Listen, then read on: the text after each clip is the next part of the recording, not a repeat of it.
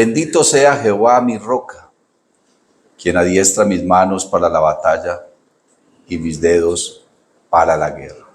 Misericordia mía y mi castillo. Mi Dios, en quien confiaré. Gloria al Señor Jesús. También un saludo muy especial para todas las personas que están allí a través de este programa, de esta transmisión, gloria al Señor, a través de su pantalla, con el deseo y el anhelo de poder comer la palabra de nuestro Dios. La palabra de Dios no es solamente para oírla, que la Biblia dice el que tiene oídos para oír, oye, ¿cierto? Pero la palabra de Dios es para comerla, gloria al Señor Jesús. Te encuentra en la Biblia que siempre se refiere a la palabra como el pan de vida, amén, gloria al Señor, como la leche que alimenta, como el agua que sacia la sed. Eso dijo el profeta: fueron halladas tus palabras y yo las comí, y fueron por grande gozo y alegría de mi corazón, porque tu nombre fue invocado sobre mí. Amén, gloria al Señor Jesús. Vamos entonces a entrar en la meditación de la palabra. Apocalipsis capítulo número 2, verso 8, el mensaje a Esmirna.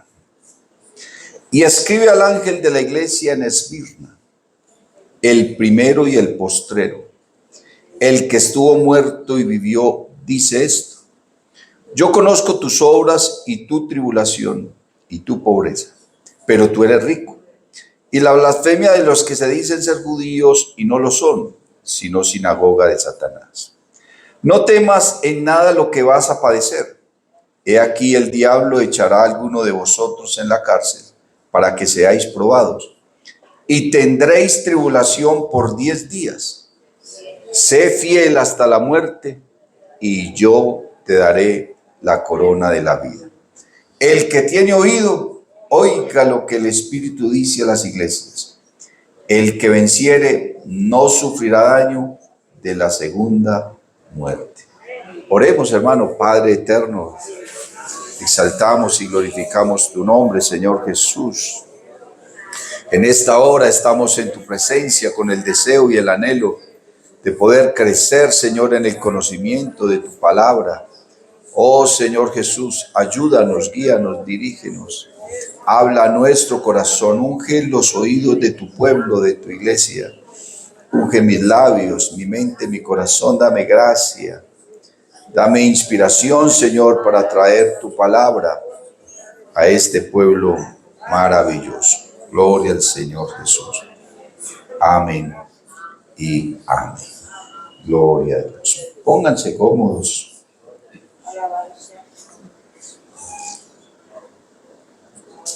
Y procure, hermano, concentrarse, que nada lo distraigan. Dicen que el ser humano, los adultos, tienden a desconcentrarse en cada 20, 25 minutos. Y los niños cada 5. Los maestros de escuela dominical tienen un desafío grande en captar la atención pero este niño que no presta atención, no, es que los niños se distraen. Y los adultos por ahí cada 20 o 25 minutos. Usted está ahí concentrado, cuando menos piensa está pensando que se le quedó la plancha conectada, le quemó el arroz, que el perrito no sé qué, que dejó la puerta, que las llaves. Entonces, y cuando usted se vuelve a concentrar, entonces ya el predicador ha avanzado y, uy, ¿qué era lo que estaba diciendo? Uy, pero yo no entendí, ¿no? Ese hombre no sabe predicar. Entonces resulta que es que nos distrae. No se deje distraer por nada, concéntrese en la palabra que puede ser bendición para su vida. Gloria al Señor Jesús. El último libro que usted debería leer de la Biblia es el libro de Apocalipsis. Pero la mayoría de la gente es lo primero que hace. Una persona comienza a escuchar el evangelio y ¡pum! Ahí se va al Apocalipsis y pastor y esa bestia que viene, no sé, ¿cierto? Con 7 cabezas. Y entonces la gente se pone a leer el Apocalipsis así de buenas a primeras y claro, por eso decían que el que lee el Apocalipsis muere loco. Es cuando yo me ponga a leer el Apocalipsis sin conocer el resto de la Biblia, pues loco estaría, eso sí es la verdad. Queda uno loco ahí porque Leer la Biblia, hermano, es un proceso que nos debe llevar a nosotros, bueno, inicialmente a leerla, pero después de que usted la haya leído, debe procurar es estudiarla. Amén. Es estudiarla y estudiarla por temas. Amén. Usted la puede estudiar por temas, también la puede estudiar por los diferentes tipos de escritores, en fin. Pero realmente cuando una persona quiere leer la Biblia, lo primero que debería leer es los 4 evangelios. Porque los 4 evangelios son los que nos hablan de Jesús, de lo que Él hizo, de lo que Él vivió, de lo que Él enseñó, amén, de su ejemplo, de su ministerio, su palabra, su muerte, su resurrección. Los evangelios nos hablan acerca de todo lo que Jesús hizo dentro de su ministerio, amén, gloria al Señor Jesús. Y luego seguir con el libro de los Hechos de los Apóstoles, porque el libro de los Hechos, pues es la historia de los inicios de la iglesia y de la predicación del evangelio, el ministerio del apóstol Pedro, del apóstol Juan, y sobre todo hace más énfasis en el ministerio del apóstol Pablo. Y cuando usted haya leído todas las cartas y llegue a la carta de Judas, pues entonces ahí sí váyase al libro de Génesis. Amén. Váyase al libro de Génesis y véngase leyendo. Hay algunos libros en el Antiguo Testamento, sobre todo los 5 primeros libros, que se llaman el Pentateuco. Penta viene de 5, ¿sí? Y teucos habla de la ley. Esos 5 primeros libros es complejo porque hay muchos nombres y muchas genealogías, que fulano engendró a fulano y que tuvo no sé quiénes, y entonces y habla de todos esos nombres y todas esas genealogías. El pueblo de Israel tiene muy marcado el nombre de sus antepasados, ¿cierto? Uno escasamente se acuerda del abuelito, pero usted le preguntan por su bisabuelo, puede que alguno que otro país lo sepa, pero el tatarabuelo, ¿cómo se llamaba? Nada, uno. En cambio, esa gente se aprendía los nombres de todas esas generaciones. Por eso es que a Jesús le gritaban: Jesús, hijo de David, ten misericordia, porque la gente sabía que él era descendiente del rey David. Amén. Y cuando le llamaban hijo de David, estaban reconociendo que él era el Mesías prometido por Dios a David y el rey que iba a reinar sobre Israel. Gloria al nombre del Señor Jesús. Entonces hay que tener paciencia a la hora de leer el Pentateuco, y ya en adelante usted encuentra en el Antiguo Testamento historias hermosas, historias preciosas, historias que lo hacen hasta llorar a uno, hermano. Uno se pone a leer historias como la historia de José, y son historias que uno dice: Señor bendito, ¿cierto? Todas las cosas maravillosas que él hizo. ¿Cómo es que un niño, hermano, mataba a un león, mataba a un oso? ¿Cierto? Cosas increíbles, gloria a Dios. Y lo último que debe leer es el Apocalipsis. Cuando ya tengas un conocimiento más amplio de todo el contexto bíblico, entonces ya vamos a comprender el Apocalipsis, porque la escatología, que es la ciencia que estudia los eventos futuros, una ciencia derivada de la teología. La teología es la ciencia que trata de estudiar a Dios, pero ya van graves, porque a Dios no se le puede estudiar. A Dios solo se le conoce, no se le estudia, se le conoce. Y de Dios sabemos es lo que Él nos ha permitido saber. Si no sabemos más es porque Él no nos ha permitido que sepamos más de Él. La Biblia habla de la multiforme sabiduría de Dios. O sea, Dios tiene una multitud de formas en su sabiduría. Cuando nosotros tratamos de entender a Dios, lo único que vamos a terminar haciendo es cuestionarlo. Porque la Biblia dice: ¿quién entenderá la mente de Dios sino el Espíritu de Dios que está en él? Es como usted dice: no, es que a mí nadie me entiende. Ni lo entenderán, mijito.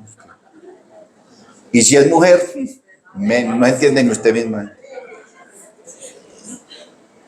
Pues allí me están respaldando en la palabra, gloria a Dios, amén. ¿Quién lo va a entender a uno, hermano, cuando uno mismo es el que razona?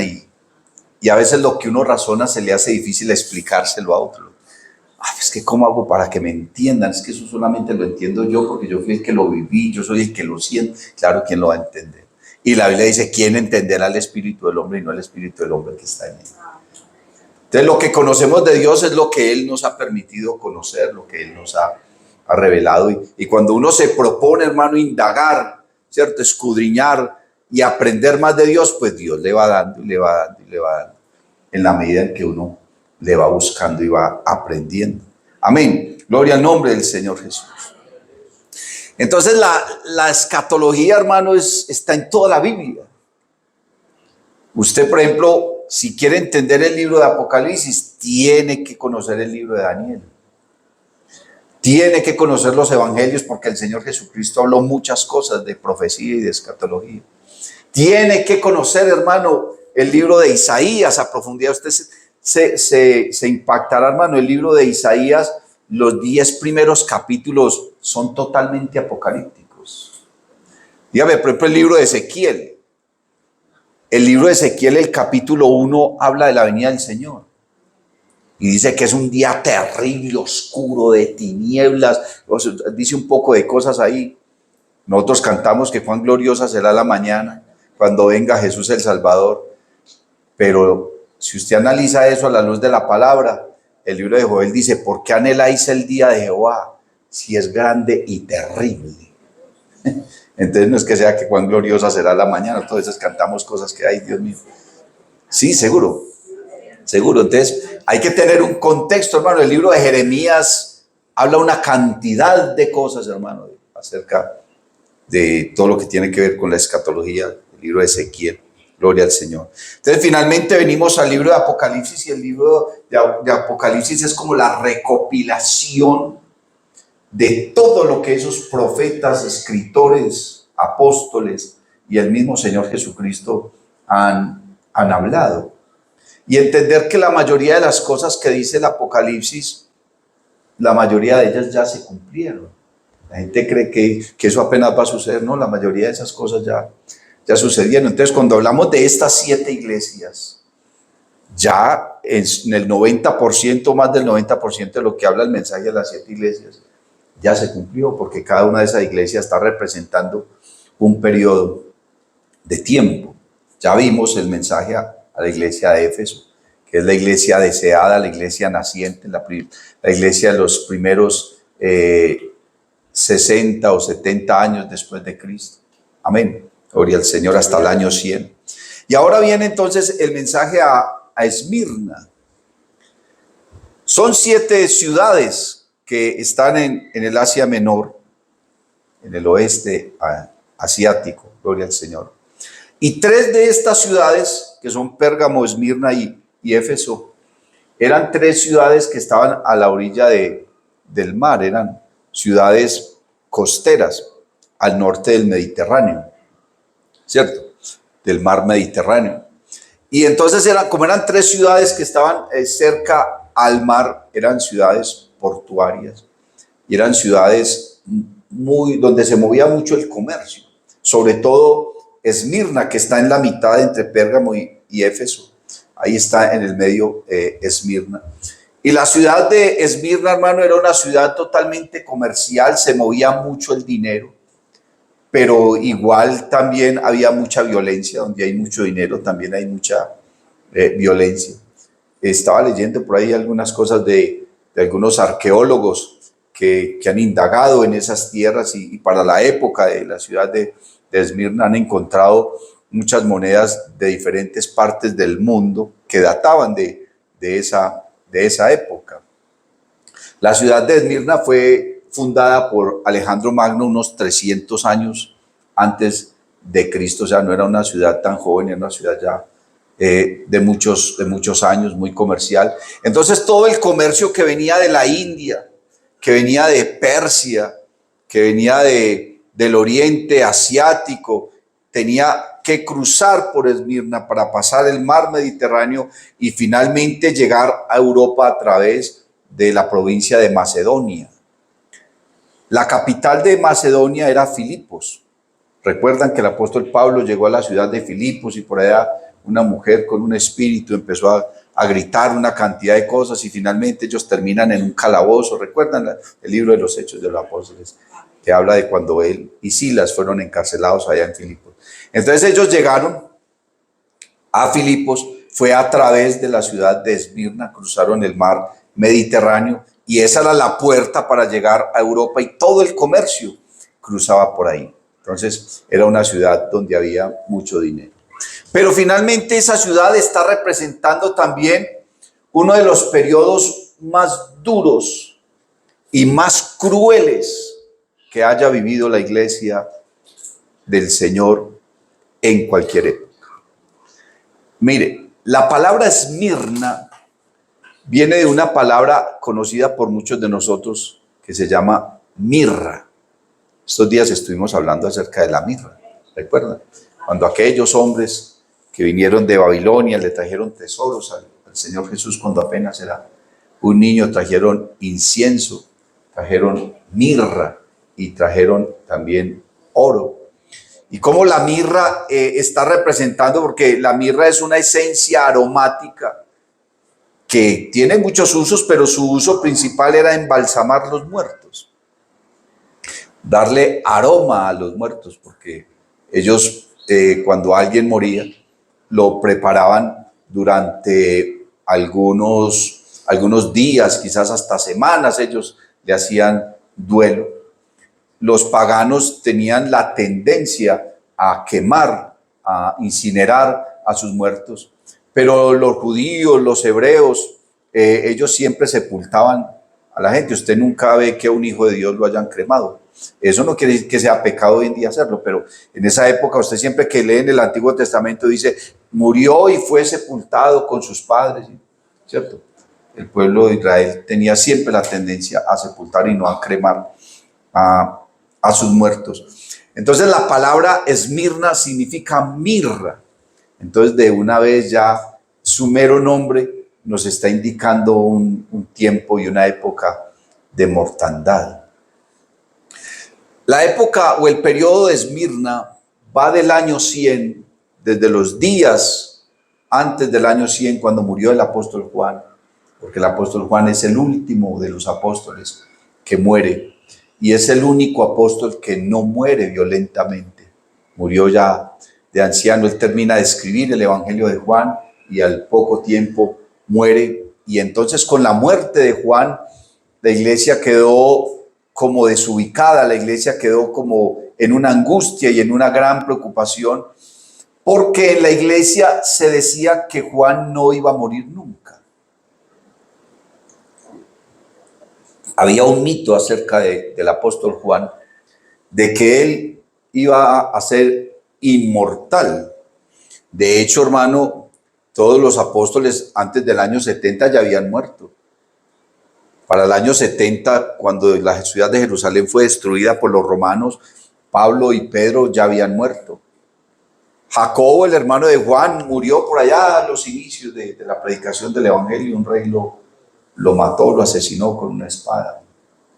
Ya todos habían muerto violentamente. Entonces, el único que quedaba era Juan e intentaron matarlo en varias ocasiones y no lograron matarlo nunca. Lo echaron en una tea llena de aceite hirviendo y no le pasó nada. Bendito el nombre del Señor Jesús. Entonces la gente tenía la concepción de que Juan era inmortal, precisamente por lo que Jesús le había dicho al apóstol Pedro. Pedro iba caminando al lado del Señor y Juan venía ahí caminando atrás y Pedro le pregunta al Señor, Señor, ¿y ese qué? Y el Señor le dijo, ¿qué tiene? ¿Y a ti qué? ¿Y qué problema hay si yo lo dejo hasta que yo venga? Entonces, por eso que el Señor le dijo a Pedro, la gente se formó la idea de que Juan era inmortal y que no lo podían matar con nadie. Imagínense ya el año 100 y Juan, casi el año 100 y Juan todavía por ahí vivo, ¿cierto? Bendito el nombre del Señor. Entonces, cuando Juan muere, la iglesia queda muy desconcertada. Y ahora ya no hay ninguno de los apóstoles. Ya se había terminado de escribir todo el canon de la Biblia. Entonces lo que tenían que empezar ahorita la gente era a tratar de recuperar y de recopilar esos escritos, porque ellos no tenían una Biblia como la nuestra. De pronto por ahí en una iglesia tenían una carta del apóstol Pablo, otros tenían una carta de Pedro, otros tenían una de las cartas de Juan. Entonces se pusieron en el trabajo, hermano, en el periodo de Esmirna, a escribir, a transcribir esos escritos y esas cartas, pero no había imprenta. ¿Cómo lo hacían? A mano. Tenían que hacerlo a mano, a tratar de que todas las congregaciones que existían para esa época entonces se edificaran. ¿Por qué? Porque ya no habían profetas, ya no estaban los apóstoles, ya no estaban los discípulos, ellos estaban desconcertados, habían cantidades de divisiones, había una cantidad de situaciones, hermano, que la iglesia estaba presentando y líderes de dónde. Entonces Dios deja esta carta a Esmirna a través del apóstol Juan. Y su nombre entonces significa mirra. Y sería el periodo más violento, hermano, que viviría la iglesia. La iglesia de Esmirna va entre el año 100 y el año 300. ¿Qué sucede entre el año 100 y el año 300? Inicia entonces la carta el Señor diciéndole a Juan: escribe al ángel de la iglesia en Esmirna, o sea, al pastor, porque a través del pastor es que Dios quería hablarle a la iglesia. Pero inicia con un saludo muy peculiar, hermano, que a mí me llama tremendamente la atención, porque el Señor les dice: escribe al ángel de la iglesia en Esmirna, el primero y el postrero, el que estuvo muerto y vivió, dice esto. O sea, la manera como el Señor se presenta, y el Señor a todas las iglesias se les ha presentado de manera diferente. A la de Éfeso, mire, que lo vimos la semana pasada, cómo se le presentó. El Señor le dice: escribe al ángel de la iglesia en Éfeso, el que tiene las 7 estrellas en su diestra, el que anda en medio de los 7 candeleros de oro, dice esto. O sea, el Señor que está en medio de la iglesia, porque los candeleros de oro, el mismo libro de Apocalipsis dice que los candeleros de oro son las iglesias, y que el Señor está en medio de ellos. O sea, que el Señor está en la iglesia, siempre ha estado presente en la iglesia. El Señor dijo: las puertas del infierno no prevalecerán contra la iglesia. ¿Por qué? Porque Él está en la iglesia. Él vino para quedarse. Él descendió allá en el aposento alto en el poder de su Espíritu Santo, y todos fueron llenos del poder del Espíritu Santo, y Él no vino para irse, Él vino para quedarse. Y siempre ha estado en medio de la iglesia. Ahora le dice a la iglesia de Esmirna: el primero y el postrero. Él se presenta como el primero y el postrero. O sea, el Señor les está recalcando: es que yo, antes de mí no fue formado Dios, ni lo será después de mí. Yo Jehová, y fuera de mí no hay quien salve. Se está presentando como el primero, como el postrero. Les está recalcando y les está diciendo: es que ustedes creen en un Dios único, en un Dios solo, soberano, Rey de reyes, Señor de señores, Alfa y Omega.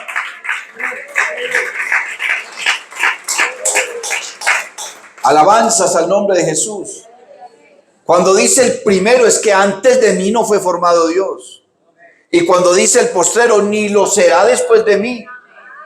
El Señor le está recalcando a la iglesia de Esmirna su fe, pero su fe en el único Dios. No en un Dios dualista, no en un Dios trinitario, no en un Dios, hermano, politeísta.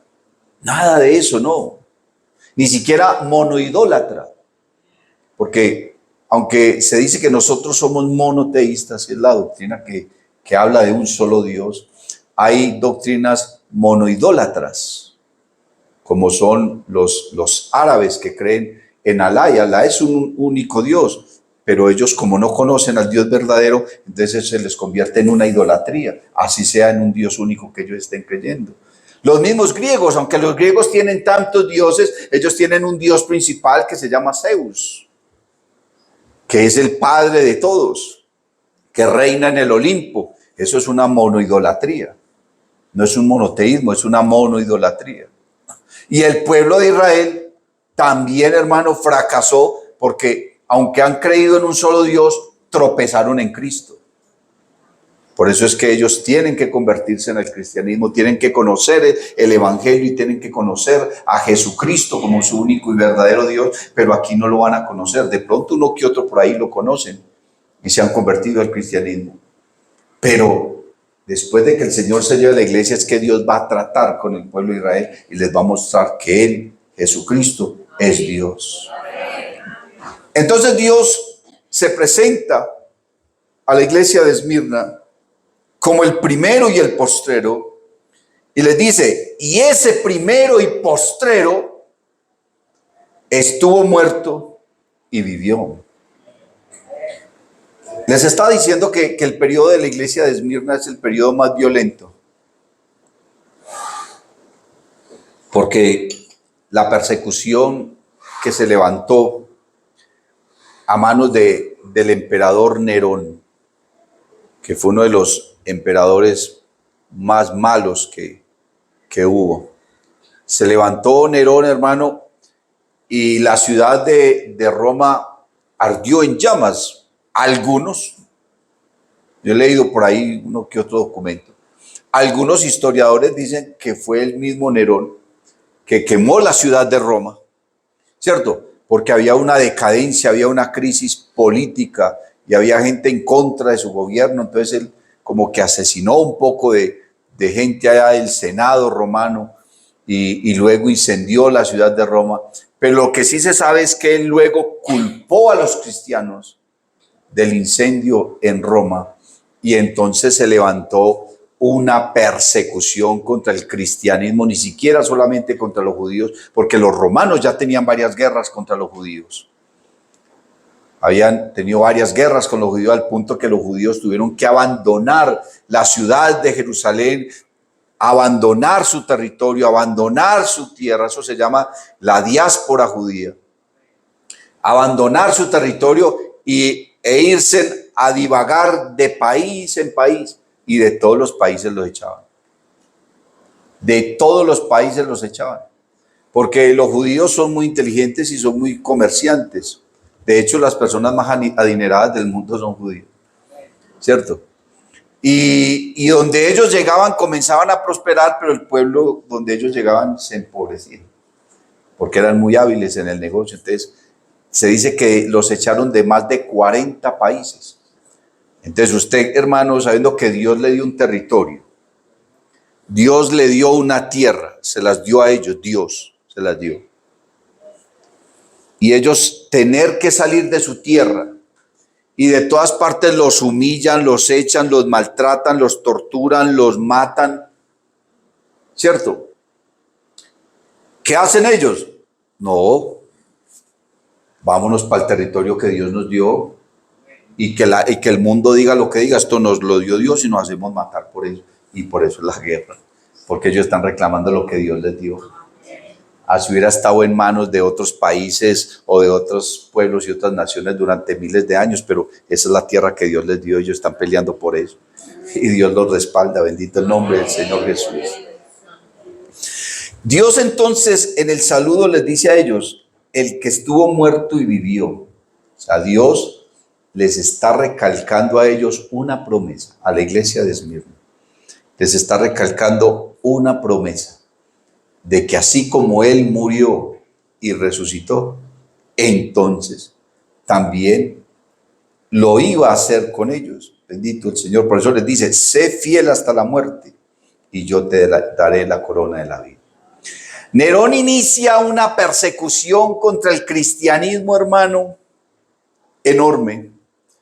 Porque una de las cosas que Dios le dice a la iglesia de Esmirna, en el verso 10, es: no temas en nada lo que vas a padecer. He aquí el diablo echará a alguno de vosotros en la cárcel para que seáis probados y tendréis tribulación por 10 días. Y tendréis tribulación por 10 días.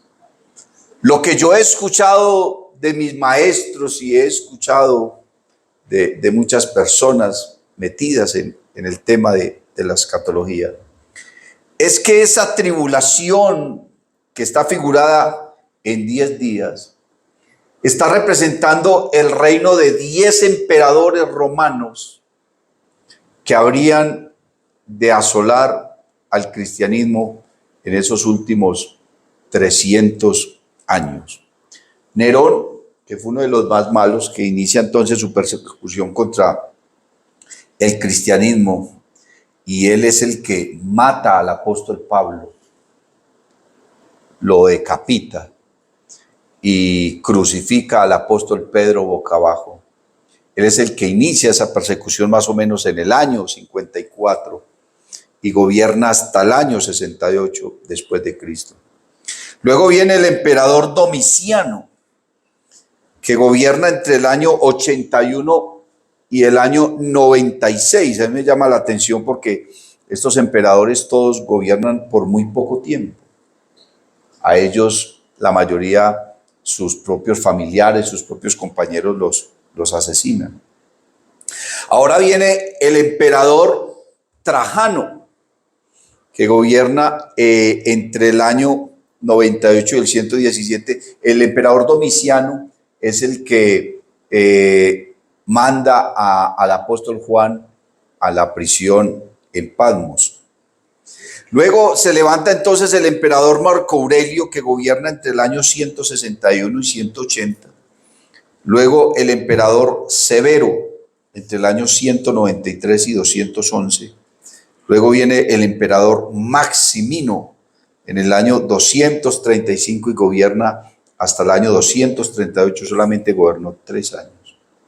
Luego el emperador Decio, del año 249 al año 252. Luego viene Valeriano, entre el año 253 y el año 260.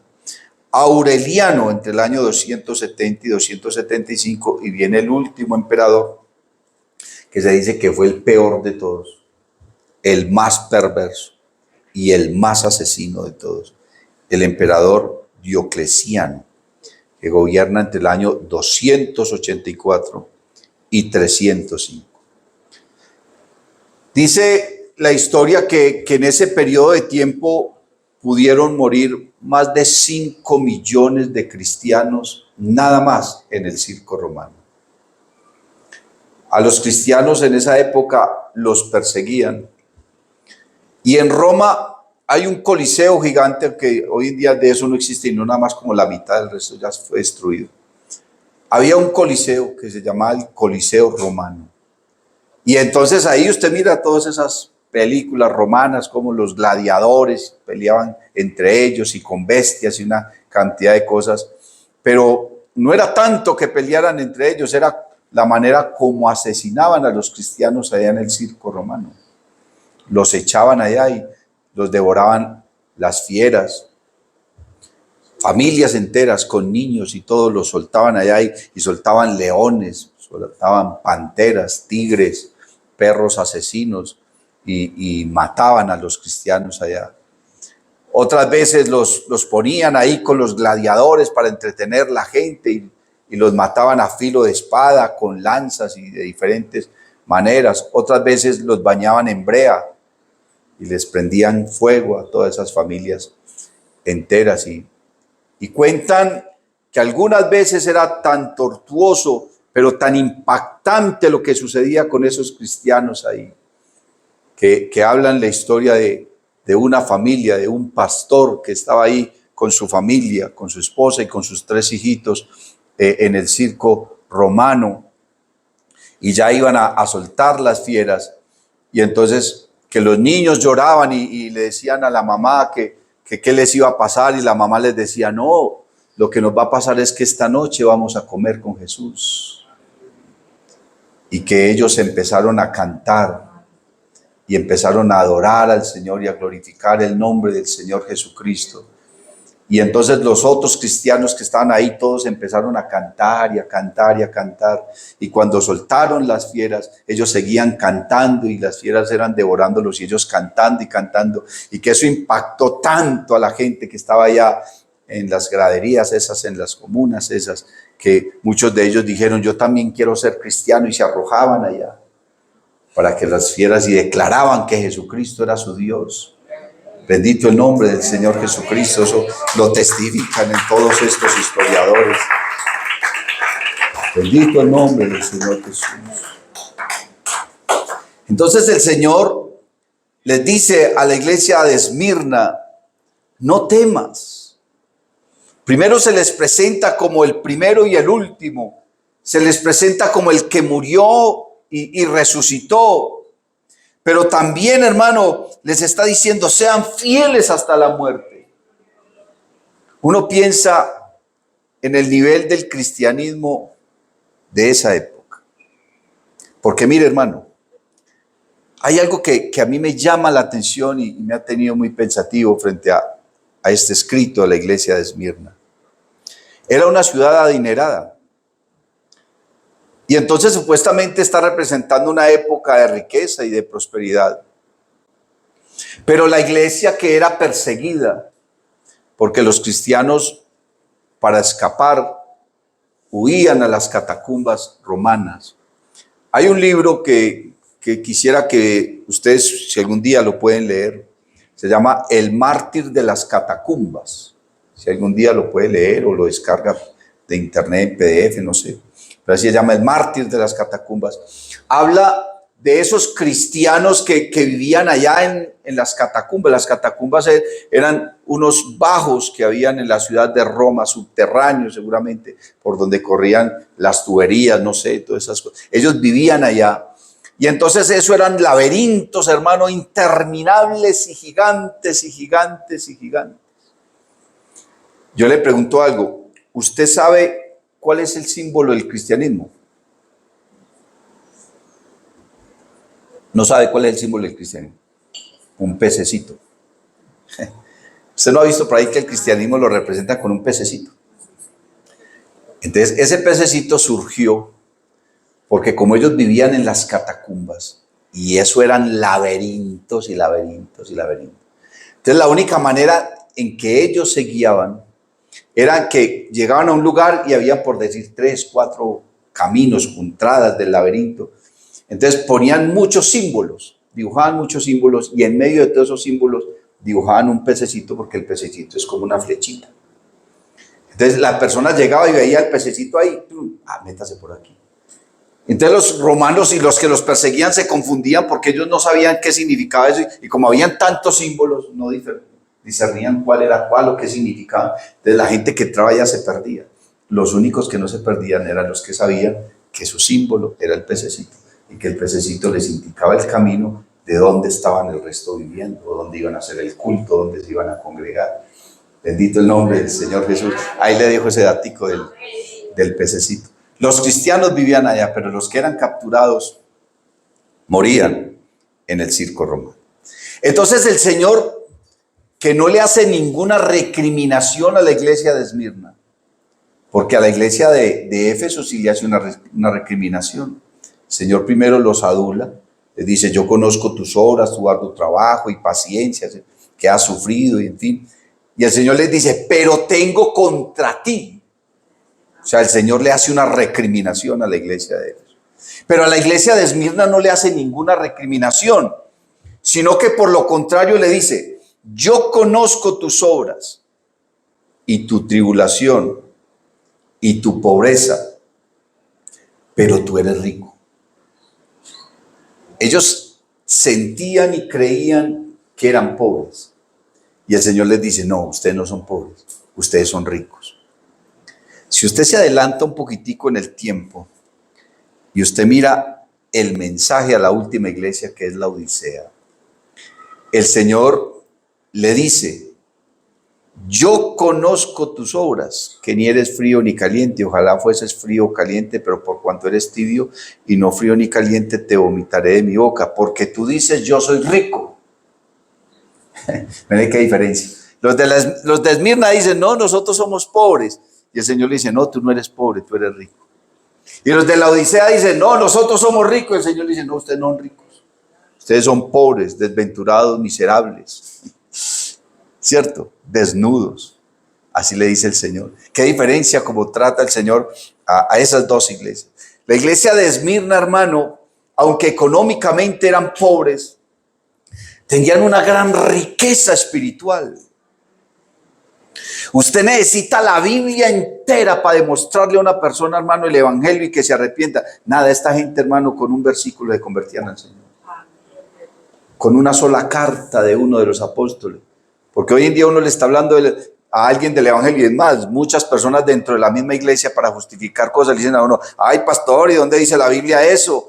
Imagínate, hay que tener toda la Biblia para demostrarle a una persona que está equivocada. En cambio, estos hermanos que tenían solamente una carta de un apóstol, que tenían 2 o 3 hojitas de uno de los evangelios, que tenían solamente acceso a 4 o 5 versículos, y eso era suficiente para que Dios les hablara, los tocara, los llenara, les diera valor al punto de que los iban a matar y más bien se ponían a cantar. Y se ponían a glorificar al Señor. ¿Usted sí cree que esa gente, hermano, le decían a la mamá, ay no, mamá, qué pereza ir hoy a ese culto? No, no, venga, vamos a las catacumbas, y se metían por allá, por esas cuevas, y caminaban horas y horas y horas, hermano, hasta llegar a un punto donde se reunían con los hermanos. Y ¿qué trae, hermano? Oh, por acá me conseguí un fragmento de la carta del apóstol Pablo a tal iglesia, de la carta del apóstol Pedro, y traían un fragmento y se gozaban y cantaban y leían eso, y con eso era suficiente para predicar la palabra. Por eso el Señor les decía, no, ustedes no son pobres, ustedes lo que son es muy ricos, ricos en fe. Alabanzas al nombre del Señor Jesús. Por eso el Señor les dice, no temas. No temas en nada lo que vas a padecer, no importa lo que venga. Pero nosotros nos desesperamos, hermano, porque nos da una gripa, porque no nos pagaron la quincena en una semana, porque no tenemos, hermano, para algo, para lo otro, o porque tuvimos una dificultad en el trabajo, con un vecino, qué sé yo. Nos angustiamos y nos afligimos por cualquier cosa. No, a esta gente los mataban. Estos hermanos no estaban pensando en si pagar el arriendo o no. Ellos estaban pensando es corramos de aquí porque ya vienen a matarnos. Estaban orando porque algunos de sus familiares se los llevaron los romanos y ya sabían que allá en el circo romano se los iba a comer un león. Esas eran las angustias de ellos. Esa era la oración de ellos. Bendito el nombre del Señor Jesús. ¿Y cómo obra Dios? Porque es que uno mira, hermano, cuando usted lee el libro de Daniel, pues el Señor libró a Daniel de que se lo comieran los leones. Pero a estos hermanos se los comían los leones. El Señor libró a aquellos 3 muchachos del horno de fuego. Pero ¿cuántos cristianos fueron quemados? Usted no puede pensar que porque el Señor libró a Daniel de los leones, también lo va a librar a usted. Puede que sí, puede que no, no sabemos. ¿Cuál es su propósito? ¿Qué quiere Él con nosotros? Pero estas personas sabían que Dios había librado a Daniel y veían al león que ya venía a comérselo. Simplemente glorificaban al Señor. Señor, que sea lo que tú quieras. Aquí estoy dispuesto a morir por ti. Y sé que si muero en las fauces de este animal, esta noche estaré contigo en tu gloria. Porque cuando muramos, hermano, entonces vendrá el levantamiento de la iglesia y será como si hubiéramos muerto hace un ratico apenas. ¿Usted no le ha pasado que usted se acuesta a dormir tan cansado, que la noche le fue así? Y usted despertó y dice, pues es que yo me acabé de acostar. Y durmió toda. Así va a ser la muerte, hermano, porque nosotros no vamos a morir, nosotros vamos a dormir. Vamos a dormir en Cristo. Aleluya. ¿Quién tiene alabanzas para el Señor Jesús? Y el Señor le hace una promesa. El Señor le hace una promesa a la iglesia de Esmirna. Le dice, sé fiel hasta la muerte. Ellos no estaban esperando ni cargos, ni dinero, ni prosperidad, ni el mejor empleo, ni pasar en la universidad. Ellos no estaban esperando nada de eso. Ellos lo único que estaban esperando era la corona de la vida. Era lo único que los motivaba, era lo único que los movía. Porque no existe algo más grande que eso. Tú puedes recibir en esta tierra lo que quieras, pero ¿de qué le sirve al hombre si gana el mundo? Pero pierde su alma. Esta gente solamente tenía la mirada puesta en el galardón. Esta gente tenía la mirada puesta solamente, no importaba. Ellos no estaban pensando en pertenencias, no estaban pensando en nada de eso. Lo único que estaban pensando era en poder vivir otro poquito más y adorar al Señor y esperar la corona de la vida. Y si los capturaban, entonces se ponían a glorificar al Señor. Pero entonces ahora Dios les hace un desafío y le dice, tienes que ser fiel. Es hasta la muerte. Porque el cristianismo no es 8 días o 15 o que me hago bautizar y al mes. Porque el cristianismo tiene que convertirse en nosotros es en un estilo de vida. Usted puede encontrar definiciones de la palabra evangelio. Sí, la palabra evangelio significa buenas noticias. Buenas noticias de salvación. Usted puede encontrar qué hace el evangelio. Sí, ¿qué hace el evangelio? Es poder de Dios para salvación a todo aquel que cree. ¿De dónde proviene el evangelio? Pablo dijo a los romanos, el evangelio que proviene de Dios. No lo trajo ninguno de los renacentistas ni de nada de esas personas. El evangelio lo trajo Jesucristo. Pero el evangelio ha de convertirse en nuestra vida es en un estilo de vida, en una forma de vivir. Amén. En una forma de vivir de manera que agrade a Dios al punto de que me quiera llevar para el cielo. Eso no se trata de agradar al pastor, de agradar a hombres, no se trata de eso. Se trata es de agradar a Dios para que Dios te mire con agrado y te quiera llevar al cielo. ¿Y qué tengo que hacer yo para que Dios me lleve al cielo? Créale, obedézcale, sírvale, ámele, séale fiel, hónrelo. Y entonces el Señor dice, el que cree en mí, como dice la Escritura. Alabanzas al nombre de Jesús. Dice la Biblia, para que todo aquel que crea en Él no se pierda, mas tenga la vida eterna. Y entonces el Señor les hace una interrogante, les dice, bueno, el que tiene oído, oiga lo que el Espíritu dice a la iglesia. Porque es que es muy fácil escuchar. Es muy fácil escuchar. Pero escuchar tiene su connotación, porque uno puede escuchar muchas cosas, pero no le presta atención. Usted sale a la ciudad y usted escucha una sirena, escucha uno por ahí vendiendo no sé qué, no sé cómo, ¿cierto? Usted escucha un carro pitando, el chillido de unas llantas frenando, la gente hablando, algo que cayó, pero usted va caminando y usted no le presta atención a nada de eso. Pero si alguien se le acerca y dice su nombre, porque el Señor Jesús dijo, te he llamado por tu nombre. Así llamó a María Magdalena, le dijo, María. Y ella miró, porque ella desde niña, su papá le enseñaba que la Escritura decía que Dios nos llamaba por nuestro nombre. Estoy hablando de María Magdalena. Entonces cuando Jesús la llamó, le dijo, María. Y ella tenía 7 espíritus, hermano. María la vida de esa pobre mujer. Y cuando ella lo miró, él le dijo, te he llamado por tu nombre. Y Dios a ti te llamó por tu nombre. Y usted va por la calle y alguien pronuncia su nombre y usted mismo mira. Porque ya usted no solamente escuchó, sino que oyó.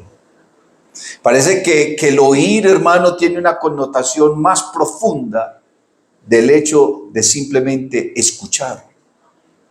Porque uno escucha y ni se acuerda, hermano, de lo que escuchó. Y mucha gente viene al culto y simplemente escucha. Pero no prestaron atención. Por eso el Señor dice que el prestar atención es más importante que la grosura de los carneros. Porque el que presta atención está concentrado, o sea que está oyendo. Y dice el que tiene oídos para oír, o sea que hay gente que tiene oídos no precisamente para oír. Porque aunque están oyendo, no están prestando atención. Y el Señor dice, y el prestar atención. Ciertamente el obedecer es el mayor de todos los sacrificios y el prestar atención más que la grosura de los carneros. Dice, oirá el sabio y aumentará el saber, y el entendido adquirirá consejo. Consejos de sabios. Y vámonos a unas palabras que no son bíblicas, pero son populares. El que no recibe consejo. Eso sí se lo sabe. Bendito el Señor. Y el Señor le llama la atención a la iglesia y le dice, el que tiene oído. ¿Oído para qué? Oído para la palabra. Oído para percibir lo que Dios quiere decirnos. Comprender y entender lo que Dios quiere que comprendamos y entendamos. Que no soy yo, es Él. Ya no vivo yo, Cristo vive en mí. Para mí el vivir es Cristo, el morir es ganancia. El que quiera ganar su vida la perderá, pero el que la pierda por causa mía, éste la hallará. Ya no sois vuestros, sois de Dios. Eso es lo que Él quiere. Y dice, hermanos, si alguno quiere ir en pos de mí, niéguese a sí mismo, tome su cruz cada día y sígame, pero voluntariamente. Porque las ovejas van tras su pastor. El ganado es el que va delante del arriero. Y el arriero va detrás del ganado, hermano, con un látigo. Y les golpea para que ellas caminen. Eso hacen los arrieros. El arriero va detrás. Pero nuestro Señor no va detrás. El Señor va delante. ¿Sabe qué es lo que viene detrás de nosotros? Las señales. Y estas señales seguirán a los que creen.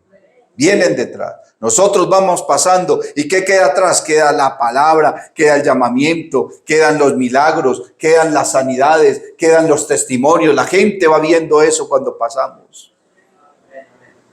Por eso dice, el que tiene oído para oír. ¿Para qué tiene usted el oído? Usted tiene que afinar su oído, hermano, para poder ser cristiano. Porque el Señor Jesucristo dijo, mis ovejas oyen mi voz y yo las conozco. Y Él se para y te llama por tu nombre y tú simplemente, hermano, obedeces y le dices, habla que tu siervo oye. Eso lo aprendió Samuel desde que era un niño. Estaba en su habitación, estaba en su cama y oía la voz, Samuel, Samuel. Y él creía que era el sacerdote que lo estaba llamando. Y el sacerdote tenía tan poquita visión que ni siquiera se había dado cuenta que Dios le estaba hablando al muchacho. No, yo no le estoy llamando, vaya para la cama otra vez. Y otra vez, Samuel, Samuel. Y el niño se levantaba ahí donde el sacerdote, me estás llamando, yo no le estoy llamando. Ya como la tercera o cuarta vez el sacerdote dijo, no, esto aquí ya está raro. Dijo, no, yo no soy yo, será el Señor el que le está hablando a este muchacho. Porque a mí ya no me volvió a hablar de muchos años. Imagínense, la Biblia dice que en esa época escaseaba la palabra de Dios y no había visión con frecuencia. Qué vergüenza para ese sacerdote. Era el que el sacerdote, el que tenía que enseñar la palabra y no había palabra de Dios por ninguna parte. Entonces, ¿qué tipo de sacerdote era? Y sus hijos dormían con las prostitutas allá en el templo. Se gastaban las ofrendas y todo eso.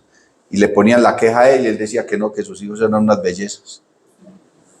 No tenía, por allá lo último cayó en cuenta, no, la próxima vez que te llamen, habla Señor, que tu siervo oye, porque seguramente es Dios que te quiere decir algo. Y al otro día no se levantó a decirle, ¿qué le dijo el Señor? Venga, no, parece que no le importara. Y el Señor llamó a ese muchacho, pues lo llamó por su nombre. Y entonces el pelado se levantó y dijo, habla Señor, que tu siervo oye. ¿Será que cuando usted viene aquí, viene con esa disposición de decirle al Señor, Señor, hábleme, yo estoy dispuesto a renunciar a lo que sea, estoy dispuesto a hacer lo que sea, porque lo único que me interesa eres tú, tu salvación, tu palabra, tu presencia, tu gloria, tu Espíritu Santo, tu alabanza, tu salvación, es lo único que me interesa. A estos cristianos todos los días, hermanos, les asesinaban a alguien de su familia. Estas personas veían cómo asesinaban a sus hijos, a sus padres, a sus hermanos, a sus vecinos por causa del evangelio. Pero el Señor les dice, pero ¿sabe qué? El que venciere no sufrirá daño de la segunda muerte. Uy, pastor, es que uno se va a morir en 2 veces. Si no te arrepientes, sí. Porque te vas a morir acá literalmente. Pero el día del juicio serás arrojado al lago de fuego, que es la segunda muerte. Pero si nosotros le entregamos la vida al Señor y nuestro nombre está escrito en el libro de la vida y está escrito con oro, no con lápiz, entonces no sufriremos daño de la segunda muerte. Porque la Biblia dice que estamos escritos en el libro de la vida. Y el que no se ha hallado inscrito en el libro de la vida sufrirá daño de la segunda muerte. Bendito el nombre del Señor Jesús. Escribe al ángel de la iglesia en Esmirna, el primero y el postero, el que estuvo muerto y vivió, dice esto: yo conozco tus obras. ¿Qué será lo que Dios no conoce de ti? ¿Qué será lo que Dios no sabe de ti? Él lo sabe todo, hermano. Él lo conoce todo. La Biblia dice, no os engañéis. Dios no puede ser burlado. Lo que el hombre siembra, eso es lo que cosecha. Pero me llama la atención porque el texto no está diciendo, no engañéis a Dios. No, dice, no se engañe usted mismo, no os engañéis. O sea, no se engañen ustedes mismos. Porque a veces decimos y montamos unas películas, hermano, que nosotros terminamos creyéndonos, cuando no es así. Y nos llenamos de argumentos, nos llenamos, hermano, de pensamientos, de ideas, de conceptos, de una cantidad de cosas que están fuera de la palabra de Dios. No seas sabio en tu propia opinión, ni te apoyes en tu propia prudencia. Teme a Jehová y guarda sus mandamientos. No os engañéis, Dios no puede ser burlado. Lo que el hombre siembra, eso es lo que va a cosechar. Sé fiel hasta la muerte y yo te daré la corona de la vida. Vamos a darle gracias al Señor Jesús. Dios te bendiga. Si te ha gustado esta predicación, te invito para que visites mi canal en YouTube y en Facebook, Eduard David Taborda. Suscríbete y activa las notificaciones. Estoy seguro de que esta palabra será poderosa para tu vida.